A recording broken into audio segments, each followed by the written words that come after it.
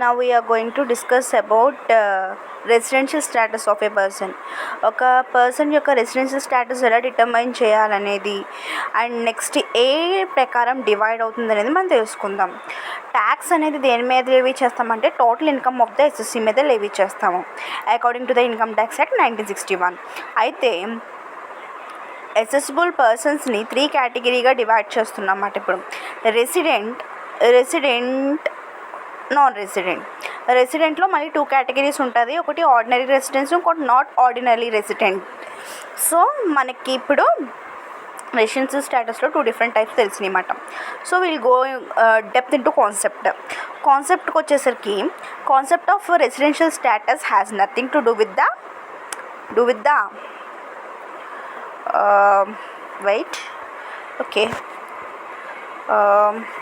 the concept of residential status has nothing to do with the national dominance of a person. Any person who is a citizen of India can be non-resident for income tax person. So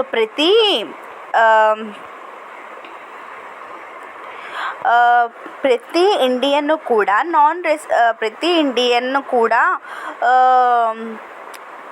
resident అని income tax purpose కోసం resident అవ్వాలని rule ఏం లేదు. Can be non resident for income tax purpose అన్నమాట. So వాడు non resident అయినా అవ్వచ్చు. So where as an American who is a citizen of America can be A resident of India. So Indian అయిన వాడు ఖచ్చితంగా resident of India అనే taxable ఇన్కమ్కి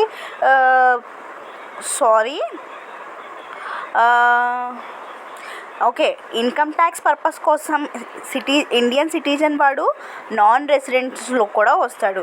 అలాగని American వాడు అమెరికాలో ఉన్నాడని చెప్పి నాన్ రెసిడెన్స్ అని మనం కన్సిడర్ చేయలేము. ఎందుకంటే American can be residence for Indian tax income tax purpose అన్నమాట. సో అమెరికన్ వాడిని రెసిడెంట్ అని తీసుకోవచ్చు. అలాగే he will be taxable for income tax purpose అన్నమాట. సో ఇక్కడ 2 కండిషన్స్ మనకి చెప్పారు.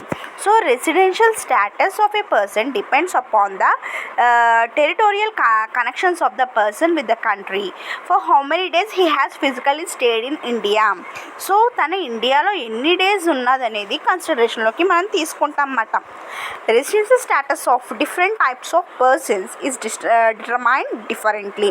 సో ఇక్కడ రెసిడెన్షియల్ స్టేటస్ ఒక్కొక్క డిఫరెంట్ పర్సన్కి డిఫరెంట్గా అనేది మనం డిటర్మైన్ చేయడం అనేది జరుగుతుందన్నమాట. సో ఏంటో చూద్దాం. Similarly the residential status of assessee is to be determined each year with reference to the previous year అన్నమాట. సో అసెస్సీ యొక్క స్టేటస్ అనేది రెసిడెన్షియల్ స్టేటస్ అనేది ఎలా డిటర్మైన్ చేస్తామంటే with reference to the previous year రిఫరెన్స్ని base చేసుకొని మనం assessee యొక్క ఇన్కమ్ని డిఫరెన్షియేట్ చేస్తాం అన్నమాట. ఓకే. సో ఇక్కడ రెసిడెన్షియల్ స్టేటస్ అనేది ఎప్పుడు ఒకలా ఉంటుందంటే ఉండదు. It may change from year to year అన్నమాట. So what is residential status during the year and not in the assessment year. So what is essential is the status during the previous year అన్నమాట. ఇక్కడ condition ఏంటంటే మనకి previous year యొక్క residential status అనేది important అన్నమాట. Previous ఇయర్ది consider చేయాలన్నమాట. Not assessment ఇయర్ది consider చేయకూడదు. Okay. Next residential status of an individual. So మనం ఇందాక చదువుకున్నాం కదా, రెసిడెన్షియల్ స్టేటస్ మనం 2 టైప్స్ కింద డివైడ్ చేస్తాం. ఒకటి రెసిడెన్స్, నాన్ రెసిడెన్స్. మళ్ళీ రెసిడెంట్లో ordinary resident, not ordinary resident. So ఈ 2 టైప్స్ ఉంటాయి అన్నమాట. So residential status of an individual అనేది ఎలా డిటర్మైన్ చేస్తామనేది చూద్దాం. Okay. So To determine the residential status of an individual, section 6 subsection 1 prescribes two tests అన్నమాట. సో మనం అసలు residential status of an individual find out చేయాలంటే మనకి 2 స్టెప్స్ యూజ్ అవుతాయంట. అవి ఏంటో చూద్దాం. An individual who fils any of the following 2 test is called resident. So ఈ రెండిట్లో ఏదైనా ఒక టెస్ట్ పాస్ అయితే కనుక వాడిని మనం రెసిడెంట్ అని అనొచ్చంట. సో ఆ టెస్ట్లు ఏంటో చూద్దాం. Okay, if he is in India during the previous year for a period among in or out to 182 days or more. So previous ఇయర్లో మన అసెస్మెంట్ ఇయర్ని కన్సిడర్ చేయకూడదు. ఇప్పుడు మన స్టేటస్ ఫైండ్ అవుట్ చేయాలంటే ప్రీవియస్ ఇయర్ది ఫైండ్ అవుట్ చేయాలన్నమాట. Previous ఇయర్లో 182 days కానీ అంతకన్నా ఎక్కువ రోజులు ఉంటే కనుక వీడిని మనం రెసిడెంట్ అని కన్సిడర్ చేయొచ్చు అన్నమాట. ఇప్పుడు నెక్స్ట్ సెకండ్ కండిషన్ ఏంటో చూద్దాం. If he was in India for a period amounting to 365 days during the 4 years preceding the relevant previous year. For example assessment year మన 2018-19 అనుకుందాం. సో ప్రీవియస్ ఇయర్ ఏమనుకుంటున్నాం, 2017-18 previous year అవుతుంది. So previous year కన్నా ముందు ఒక 4 years అంట. Previous year కన్నా ముందు 4 yearsలో అట్లీస్ట్ 365 days అనేది వాడు ఉండాలంట. 365 days అంటే 1 year అన్నమాట.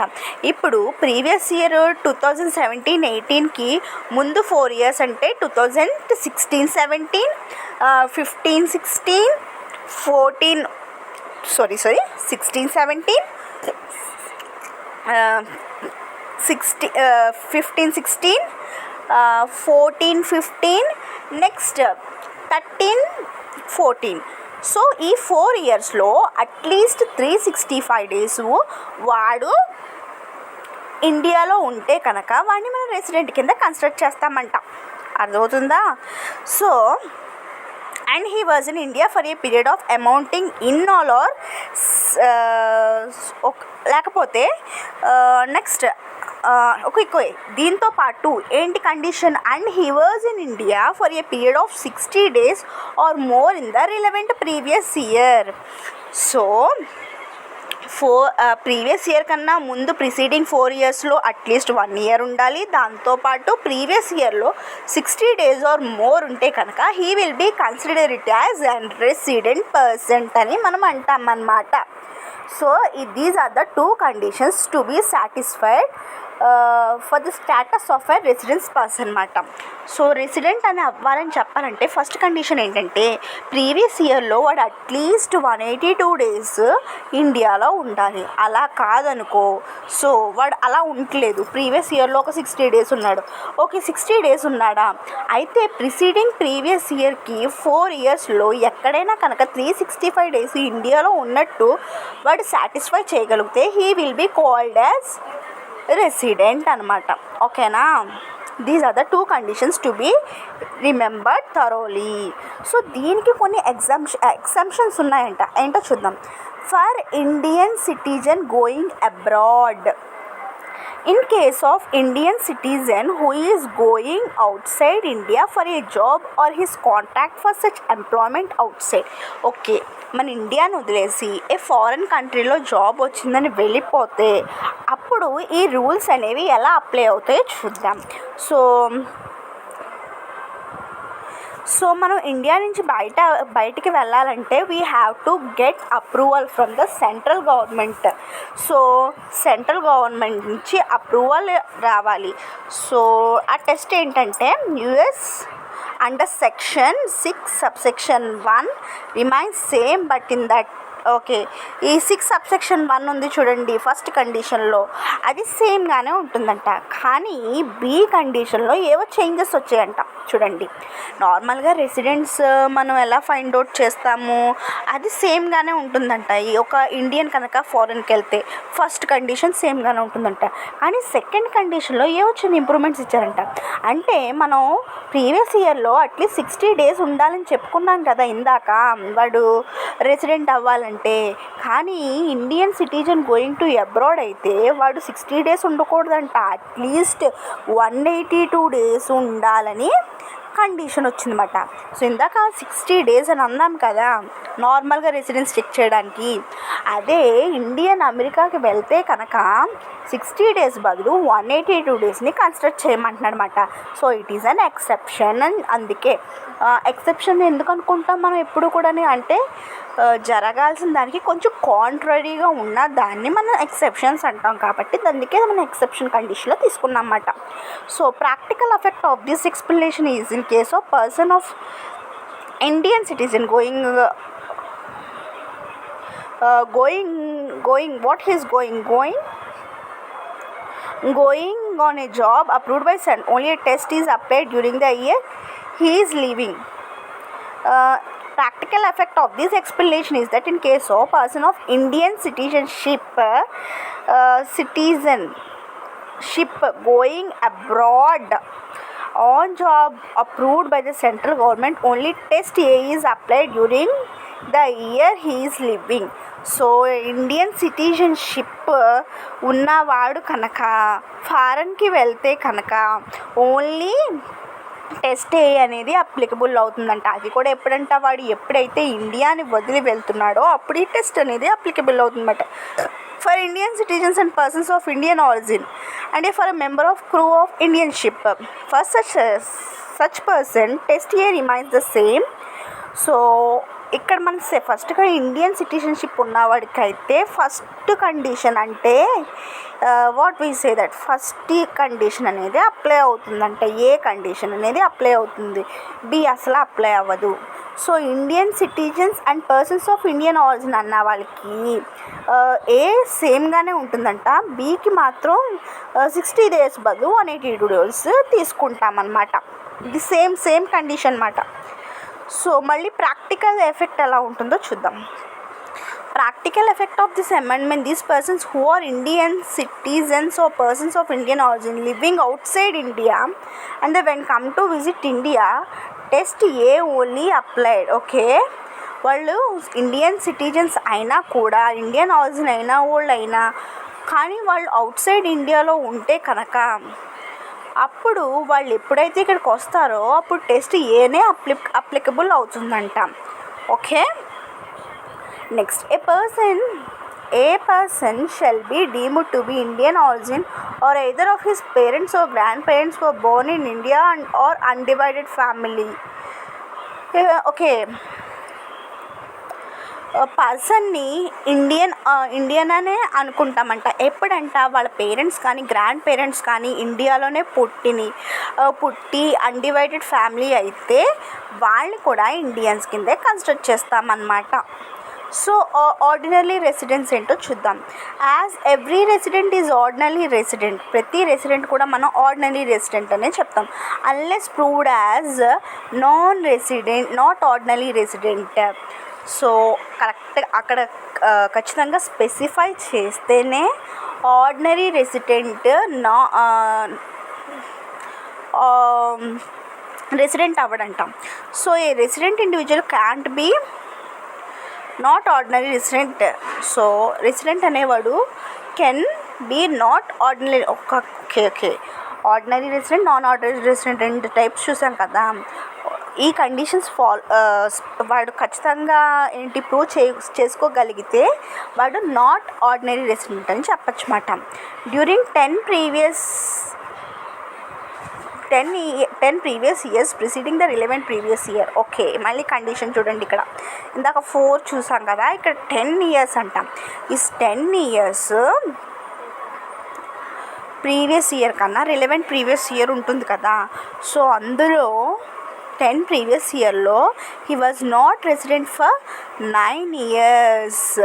Similarly, it means such a resident individual should prove that he was non-resident for 2 or more previous years during. So he was not resident. So 10 previous year preceding previous 10 years లో 9 years but resident కాదంట. Simply it means that such resident individual should prove that he was non-resident for 2 or more previous year during 10 previous year preceding the previous year అన్నమాట. So వాడు 9 years not resident అవ్వకపోయినా ఏంటంట,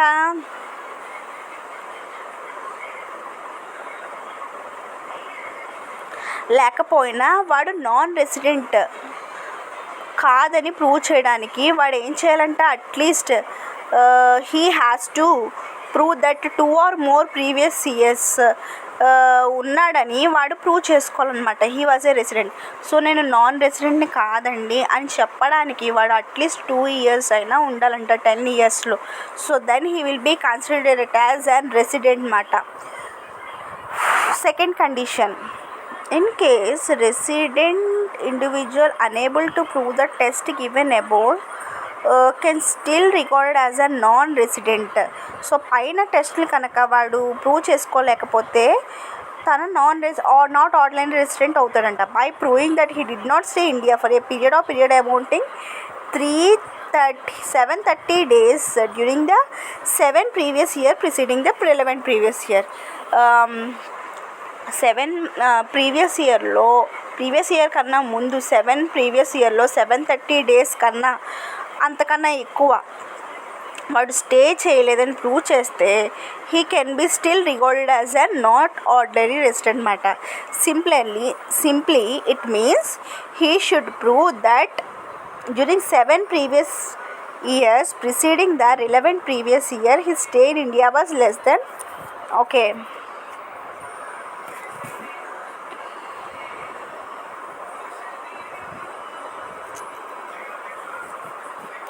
so 730 days కన్నా తక్కువ ఉన్నానని prove చేసుకోగలిగితే వాడు not ordinary resident అని మనం చెప్పచ్చు అన్నమాట. An individual who comes to India and is resident in previous year remains not ordinary resident for 9 years.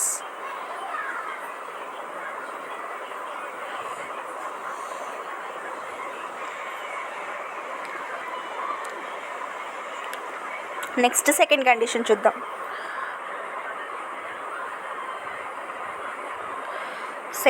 Second condition అంటే residential status of Hindu undivided family. Next AOP. AOP means what? AOP association of పర్సన్స్ని మనం AOP అంటాం. Cooperative societies, federal marketings మనం నిన్న discuss చేసాం కదా, అవన్నమాట. So ఇవి దాంట్లోకి వస్తాయి అన్నమాట. సో ఇక్కడ హిందూ అన్డివైడెడ్ ఫ్యామిలీ కానీ, నెక్స్ట్ ఫర్మ్ కానీ ఆర్ అసోసియేషన్ ఆఫ్ పర్సన్స్ ఉన్నారు కదా, వాళ్ళు ఎప్పుడూ మనం రెసిడెంట్ అనే చెప్పుకుంటాం. కానీ ఒక పర్టికులర్ కండిషన్లో ఎప్పుడంటే, సో ఎక్కడైతే వాళ్ళ control affairs situated out side ఇండియాలో వాళ్ళ control and management affairs out side ఉంటే కనుక వాళ్ళని మనం నాన్ రెసిడెంట్స్ అని చెప్తాం అన్నమాట. So it means that if an Hindu undivided family or firm or an association is controlled from India, even partially it will be resident assessee. So పార్షియల్గా control ఉన్నా సరే మనం వీళ్ళని రెసిడెంట్ అనే చెప్పుకుంటాం అన్నమాట. Okay. And next control and management of affairs refers to the controlling directing power head and the brain. It means the decision making power for vital roles is situated in India. So control of management and its affairs, దానికి సంబంధించిన మొత్తం control అనేది ఇండియాలోనే situate అయితేనే వాళ్ళని residence అని consider చేసుకుంటాం అన్నమాట. Control and management means de facto control and management and not merely the right to control or management. So ఒక రైట్ కంట్రోలే కాదు, కంప్లీట్ కంట్రోల్ అనేది మనం కన్సిడరేషన్లోకి తీసుకోవాలన్నమాట. So in case of a firm it is said that control and management of firm is situated at a place where partners meet to decide the affairs of the firm. So ఇక్కడ firm వచ్చేసరికి control and management of the firm is situated at place where the partners okay, ఇక్కడికి వచ్చేసరికి ఫర్మ్కి వచ్చేసరికి మనం ఇక్కడ ఎలా ఉంటుందో చూద్దాం. కంట్రోల్ అండ్ అఫైర్స్కి సంబంధించి డెసిషన్ అనేది ఎవరు తీసుకుంటారంటే పార్ట్నర్స్ ఆఫ్ ద ఫర్మ్ తీసుకుంటారు. If such place is outside India it will be said that control and management is outside India. So ఇక్కడ ఇండియాలో ఉంటే ఇండియాలో ఉందనుకుంటాం control and management, outside India అంటే అవుట్ సైడ్ ఇండియా అన్నమాట. So what is non resident, అసలు non resident అంటే ఏంటో అప్పుడు చూద్దాం. ఇందాక నాట్ ఆర్డినరీ రెసిడెంట్ చూసాం. Next residential status of Hindu undivided family, next AOP చూసాం. నెక్స్ట్ ఇప్పుడు నాన్ రెసిడెంట్స్ అంటే ఏంటో చూద్దాం. Okay, firm or Hindu undivided family కానీ, సో నాన్ రెసిడెంట్స్ అని చెప్పుకుంటున్నాం కదా ఇందాక నుంచి. సో వాళ్ళు ఎప్పుడైతే control and management affairs outside ఇండియాలో ఉంటే వాళ్ళు నాన్ రెసిడెంట్స్ అని చెప్తామన్నమాట. So what not ordinary resident, Hindu undivided family besides individual which can claim the advantageous status of not ordinary residents. So not ordinary రెసిడెన్స్కి వచ్చేసరికి సెక్షన్ 6 సబ్సెక్షన్ 6B ప్రకారం ఏంటంటే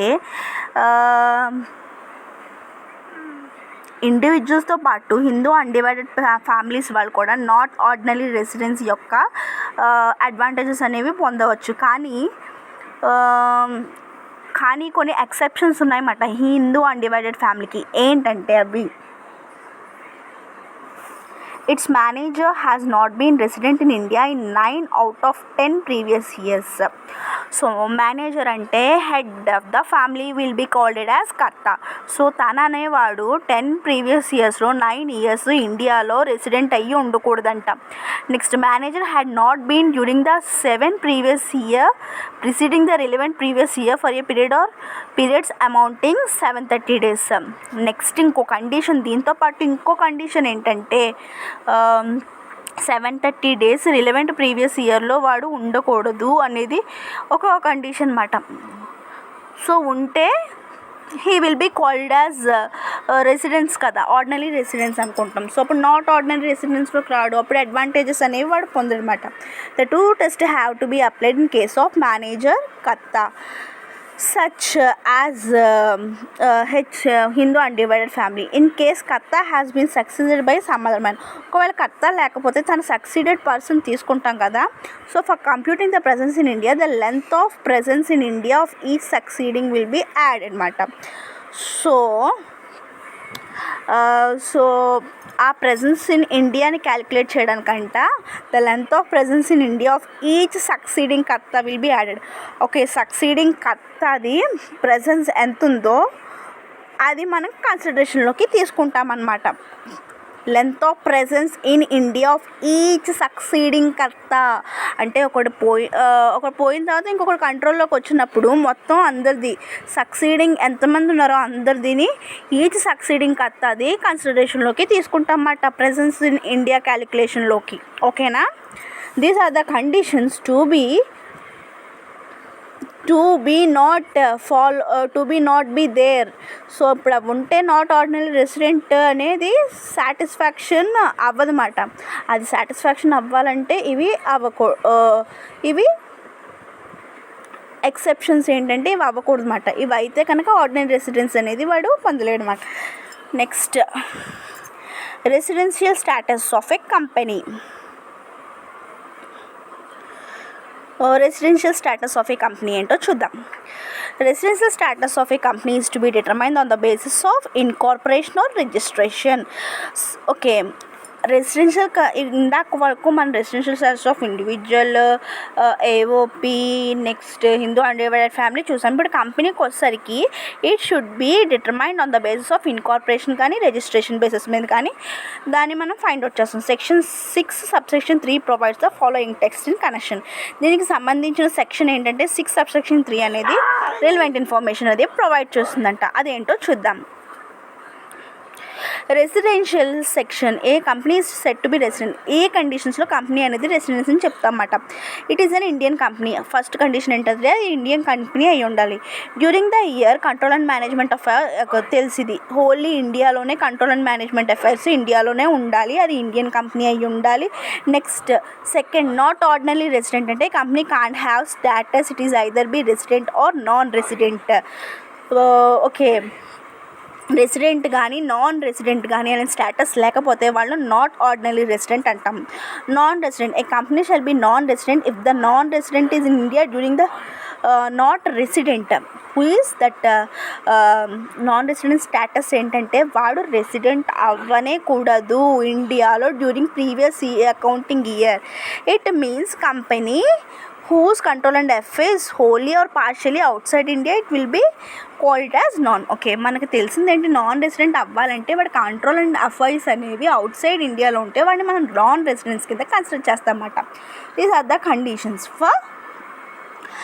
for a company residential status. Residential status of every other person, if every other person includes, so every other person అంటే ఇందులో ఎవరెవరు వస్తారు, body of individuals, local authority and artificial judicial. They are either residents or not resident, but they can't be, okay, వాళ్ళు resident అవ్వచ్చు, non resident అవ్వచ్చు, కానీ not ordinary resident అవ్వకూడదు according to section 6 subsection 4 అన్నమాట. So the test to be applied is the situation of control and management. If the situation wholly is outside, the assessee will be a non-resident. If the control is wholly partially in India, the status will be a resident మాట. So ఇక్కడ ఏంటంటున్నాడంటే, ఇక్కడ resident అవ్వాలంటే వాడు ఇండియాలో పార్షియల్గా కానీ fully కానీ ఉంటే వాడిని రెసిడెంట్ అంటాం. వాడి controls affairs outside India ఉంటే వాడిని నాన్ రెసిడెంట్ అంటాం అన్నమాట. So this is the condition for residential status of every other person mata. Okay, so now we are going to discuss the 10 items of income which are totally exempt from income tax. So మనం కొన్ని incomes అంటే మొత్తం income ట్యాక్స్లో అన్నీ కూడా taxable incomes ఉంటాయంటే లేవండి. కొన్ని important అన్టాక్సబుల్ incomes ఉన్నవి, అవి ఏంటో డిస్కస్ చేద్దాం డీప్గా. ఓకేనా? సో ఓకే, చూడండి, ఈ ట్యాక్స్లు ఏవైతే ఉన్నాయో అవి ఇన్కమ్ ట్యాక్స్ కింద టాక్సబుల్ అవ్వవంట. These are exemption from taxable income అన్నమాట. సో ఫస్ట్ది ఏంటంటే అందులో agriculture income. So agriculture income అనేది కూడా నాట్ టాక్సబుల్ అంట. ఏంటో చూడండి, సెక్షన్ 10 సబ్సెక్షన్ 1 ప్రకారం ఏంటంటే agriculture income exempt from income tax నుంచి అగ్రికల్చర్ ఇన్కమ్ ఎగ్జంప్షన్ చేస్తాము. బికాజ్ ఎందుకు మనం ఎగ్జంప్షన్ చేస్తాం, ఎందుకంటే under section 2 subsection 1A act of agriculture income ఏంటంటే, any rent or revenue derived from land which is situated in India and is used for agriculture purpose. So ఏదైనా ఒక land కనుక ఇండియాలో ఉండి దాన్ని అగ్రికల్చర్ పర్పస్ కోసం యూజ్ చేస్తే అది నాన్ ట్యాక్సబుల్లోకి వస్తుంది. Income derived from such land by agriculture are from manufacturing process. So దాని మ్యానుఫ్యాక్చరింగ్ ప్రాసెస్ నుంచి కానీ అగ్రికల్చర్ ప్రాసెస్ నుంచి కానీ ఇన్కమ్ డిరైవ్ అయినా కూడా, సో కండిషన్స్ మాట, అసలు అగ్రికల్చర్ ఇన్కమ్ ఎందుకు ట్యాక్సబుల్ కాదంటే ఈ కండిషన్స్ మాట. ఒకటి, దాని రెంట్ కానీ రెవెన్యూ కానీ ఇండియాలో సిచ్యువేట్ అయితే, నెక్స్ట్ దాని నుంచి వచ్చిన ఇన్కమ్ కానీ అగ్రికల్చర్ నుంచి కానీ మ్యానుఫ్యాక్చరింగ్ నుంచి కానీ, next income from agriculture house property or from buildings. So agriculture house property for buildings నుంచి వస్తే అవి అగ్రికల్చర్లోకి ఇన్కమ్లోకి కన్సిడర్ చేసి మనం ఎగ్జంప్షన్ కింద కన్సిడర్ చేస్తామన్నమాట ఇన్కమ్ ట్యాక్స్ నుంచి. Next, recipient by members from Hindu undivided family. So Hindu undivided family ప్రకారం ఏంటంటే, ఏదైనా ఇండివిజువల్ కనుక సమ్ రిసీవ్ చేసుకుంటే as a member of Hindu undivided family కింద రిసీవ్ చేసుకుంటారు. Either of the income of the family or income of the estate belonging to the family is exempt. So Hindu undivided ఫ్యామిలీలో members కనుక income ఏదైనా obtain చేస్తే either from their estate, వాళ్ళ estate నుంచి అయినా అవ్వచ్చు, నెక్స్ట్ ఇంకోటి ఏంటంటే ఫ్యామిలీ నుంచి అయినా అవ్వచ్చు. ఈ రెండు కండిషన్స్లో కూడా హిందూ అన్డివైడెడ్ ఫ్యామిలీ ఏంటంటే ఎగ్జంప్షన్కి వస్తుందన్నమాట. షేర్ ప్రాఫిట్ ఫ్రమ్ పార్ట్నర్షిప్, ఇది కూడా ఇట్ ఈస్ ఆల్సో ఎగ్జామ్షన్. ఎందుకంట including a minor is admitted for the benefit of the firm the total income of the partnership. ఇక్కడ ఎక్కడ వరకు ఎగ్జామ్షన్ అంటే exempt a share of partner. So a partner అంట minor యొక్క share పార్ట్ని మనం ఎగ్జామ్షన్లోకి తీసుకుంటాం. బికాస్ మనం దేనికోసం అడ్మిట్ చేసుకున్న మైనర్ పార్ట్నర్ని for the benefit of the firm యొక్క బెనిఫిట్స్ కోసం మనం మైనర్ పార్ట్నర్ని యాడ్ చేసుకున్నాం. కానీ తనకి లాభ నష్టాలకి సంబంధించి he will not be responsible. So his part of share will not be consider it as taxable income. So మనం అది ట్యాక్సబుల్ ఇన్కమ్ కింద కన్సిడర్ చేయకూడదు అన్నమాట. Interest paid to non residents అన్నమాట. Amount of interest payable to a non రెసిడెంట్స్కి ఎవరికైనా income interest payable చేసామనుకో ఆన్ సచ్ ఏవేంటంట చూద్దాం ఉండండి. ఏంటంటే సెక్యూరిటీస్, బాండ్స్ కానీ as the central government baby notification in the official గెజిట్లో సెంట్రల్ గవర్నమెంట్ ప్రిస్క్రైబ్ చేసిన బాండ్స్ కానీ ఇంకేమైనా కానీ అవి ఏవైతే ఉన్నాయో సో వాటికి సంబంధించి ఇంట్రెస్ట్ ఏమైనా పే చేస్తే నాన్ రెసిడెంట్స్కి so it will not be taxable అన్నమాట. Interest to non resident on non resident account. Non రెసిడెంట్కి పే చేసామంట. దేని బేసిస్ అంట interest to non resident account. Any income by way of interest on moneys standing on to his credit to his non resident account in any bank shall be exempted from tax in case of an individual who is person resident outside India or a person who has been permitted by RBI to maintain the aforesaid amount. ఏదైనా amount outside India person అయ్యుండి RBI కనుక carry చేయమని ఆ పర్సన్ని చెప్తే కనుక వాళ్ళ ఇన్కమ్ని కూడా we should not be consider. So ఆ ఇన్కమ్ ఏదైతే డిరైవ్ చేసాడో ఆ ఇంట్రెస్ట్ నుంచి so it will not be taxable under income tax act 1961. Okay, next sixth one interest paid to a person of Indian origin and who is non resident. So ఇక్కడ కూడా it will not be taxable అంట. ఎందుకో చూద్దాం. In case of an individual being a citizen of India or person of Indian origin who is non resident any income from the interest on such saving certificates issued by the central government may specify in this behalf by notification in the official gazette shall be fully exempt matter.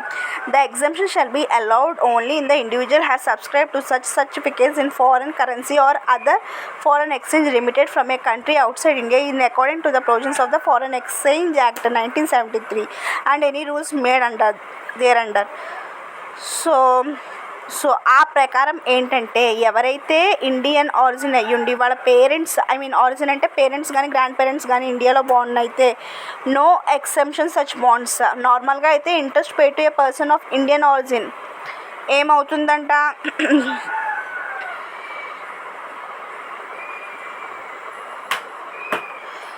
In case of individual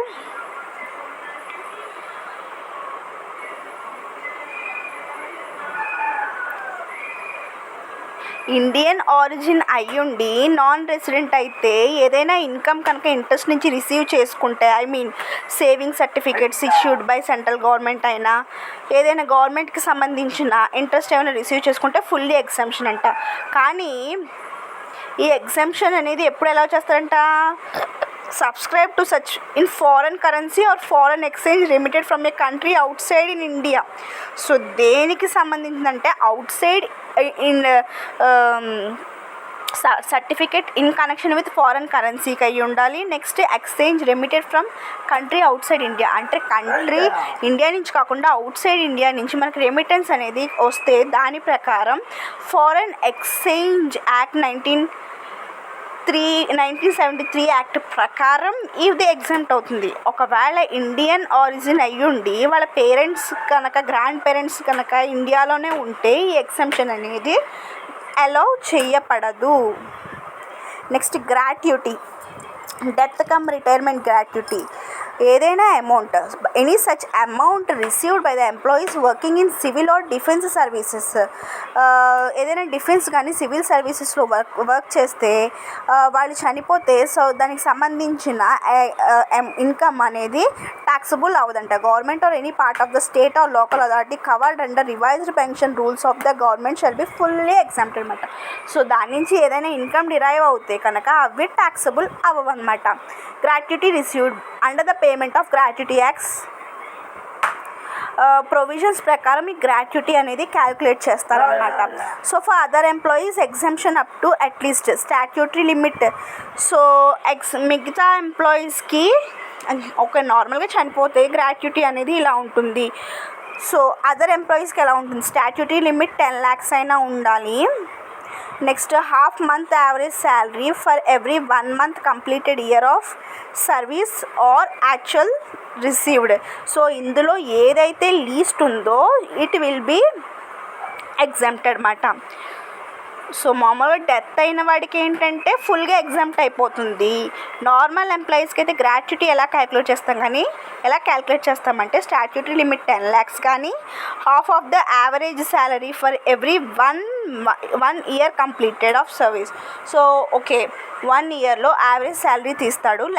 next actual gratuity, అసలు gratuity ఎంత receive చేసుకున్నాడు, ఇందులో least ఏదైతే ఉందో అది ఆ portion exempt అవుతుందంట. Other ఎంప్లాయీస్కి గ్రాట్యుటీ ఎగ్జామ్షన్ వస్తుంది.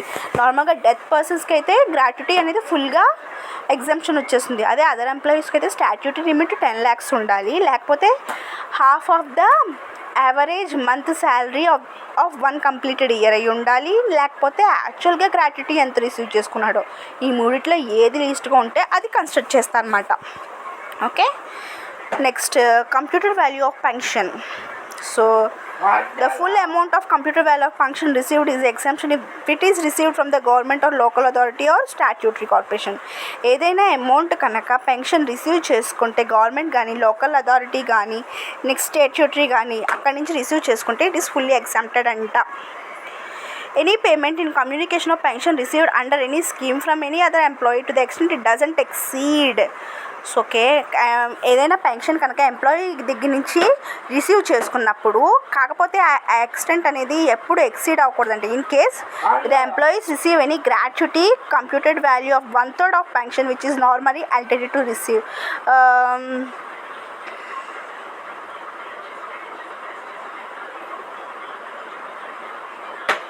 when the employee receives any gratuity.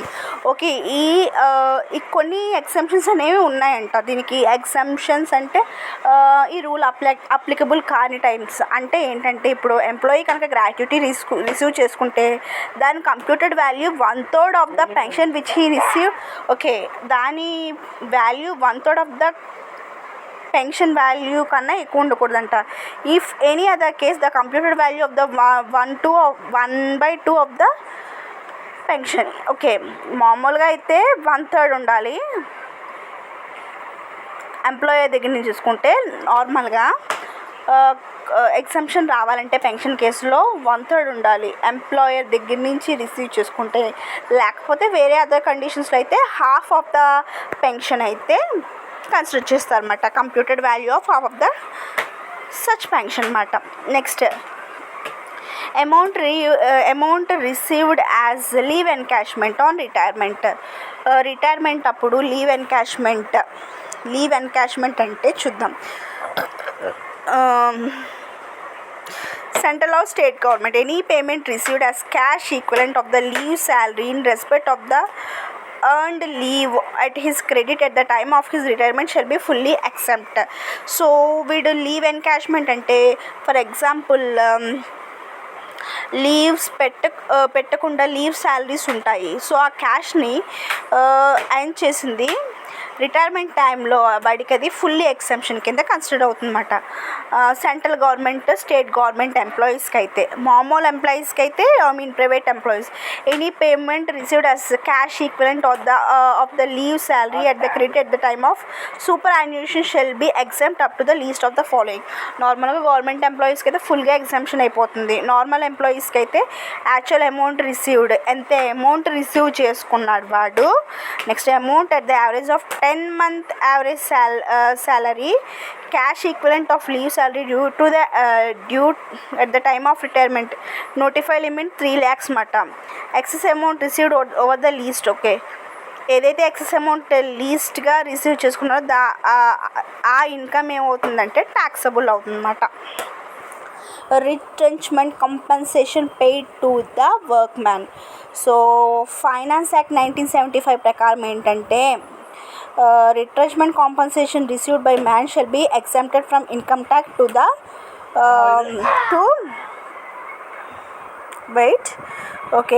to the extent of such a compensation. Okay, ఎప్పుడు ఎగ్జంప్షన్ రిసీవ్ చేసుకున్నారంటే amount calculated according to the provisions of 15F subsection B ప్రకారం లెక్స్ అదొక condition. Next 5 lakhs statutory limit 5 lakhs. ఇందులో ఈ రెండిట్లో ఏదైతే తక్కువ ఉంటుందో అది మాత్రమే మనకి ఎగ్జంప్షన్ వస్తుంది. This exemption will be available to the okay industries disputes act 1945 ప్రకారం వర్క్ మ్యాన్స్కి ఇది అప్లికబుల్ అవుతుందన్నమాట. Okay, retrenchment compensation paid to workmen under section 10 subsection B. These are the important incomes which are totally exempted from income tax under Income Tax Act 1961.